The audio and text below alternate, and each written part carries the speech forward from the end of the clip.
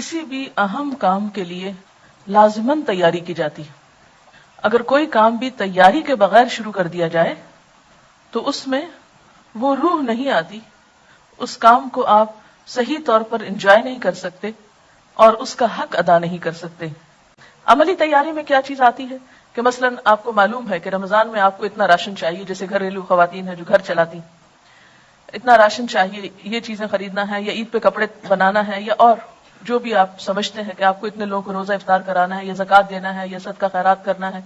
یا درس قرآن دینا ہے، یا جو بھی کام آپ رمضان میں کرنے والے ہیں، اگر بیٹھ کر رمضان سے پہلے ان کے بارے میں مذاکرہ کر لیں، ڈسکشنز کر لیں، گفتگو کر لیں، تیاری کر لیں، عملی طور پر آپ بازار جا کر اپنا حساب کتاب کر لیں کہ کتنا خرید و فروخت کرنی، یا منگوا لیں، اگر آپ خود نہیں جاتے تو بھی منگوا کے سب چیزیں کچن کی ایک طرح سے دوبارہ سیٹنگ کر کے ہر چیز سحری افطاری کے اعتبار سے، پھر ٹائم ٹیبل آپ کے پاس وہ ہونا چاہیے جس کو دیکھ کے آپ سحری افطاری کے اوقات فالو کرتے ہیں. پھر اسی طرح اگر آپ کو کہیں اور تراویح پڑھنے کے لیے جانا ہے تو سواری کا ارینجمنٹ، یہ کس کے ساتھ جانا ہے، یہ کس کو اور ساتھ میں لانا ہے، یہ ساری چیزیں رمضان سے پہلے ایک ایک کر کے جن کا ابھی میں ذکر کروں گی، ان کو عملی طور پر بھی تیار کر کے رکھ لیں اپنے پاس.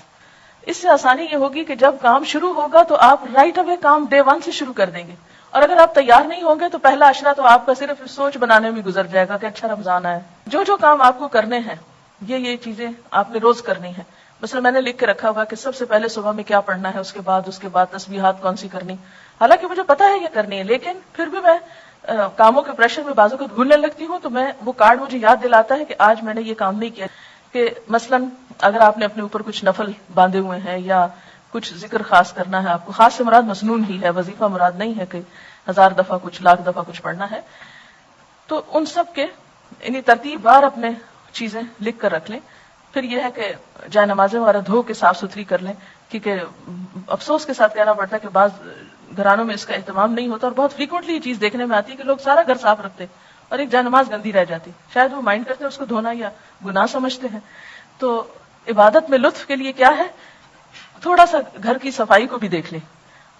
کچن کی صفائی، گھر کی صفائی، اپنے بیڈ کی، کمرے کی، جہاں آپ کو عبادت کرنی ہے، جہاں پڑھنا ہے، کتابوں کی شیلف کی، الماری کی، یعنی ہر ایک چیز جو ہے بالکل ترتیب سے کر لیں. اور اتنی ترتیب سے کر لیں، بلکہ میں تو بعض اوقات یہ کیا کرتی تھی کہ جو بیڈ بستر وغیرہ سال بھر اٹھتے رکھے جاتے ہیں، وہ میں رمضان سے پہلے چادریں، ہر چیز اس طرح ایسی جگہ پہ رکھ لیتی تھی کہ بس صرف 1 منٹ اس میں لگے اور ہر چیز جلدی جلدی تبدیل ہو جائے. اور لانڈری بھی رمضان کے لیے بچا کے نہیں رکھیں، سب کچھ واش کر لیں، کلین کر لیں. اور اس طرح آپ جب رمضان، جیسے لوگ عید کی تیاری کرتے ہیں، تو عید سے بڑھ کر آپ رمضان کے لیے عملی طور پر تیار ہو جائیں، اور ساتھ ساتھ کارڈ پر ذہنی طور پر عبادات کی تفصیل لکھ کر وہ تیاری کر لیں. اور پھر خاص طور پر یہ بات کہ کوئی بھی نیکی جو نفل کا درجہ رکھتی ہے عام دنوں میں، وہ رمضان میں فرض کا اجر و ثواب پاتی. جو عام دنوں میں نفل کا مقام رکھتی ہے وہ رمضان میں فرض کا مقام رکھتی. پھر اسی طرح فرض جو ہے وہ 70 فرض کے برابر ہو جاتا ہے.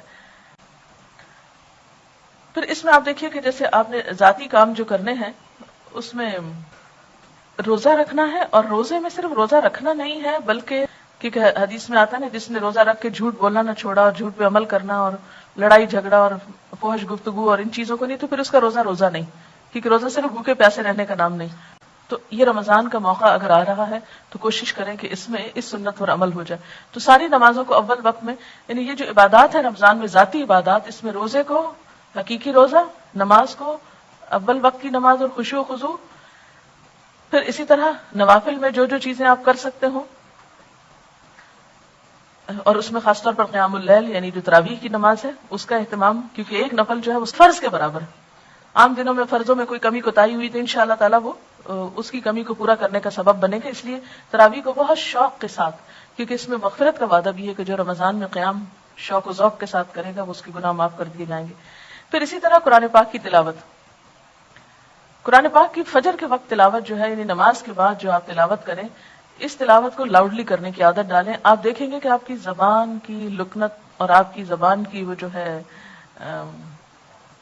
رکاوٹ وہ دور ہوگی اس سے انشاءاللہ. پھر اسی طرح یہ جو صبح شام کی دعائیں ہیں خاص طور پر ان کو پڑھنے کی عادت ڈالیں.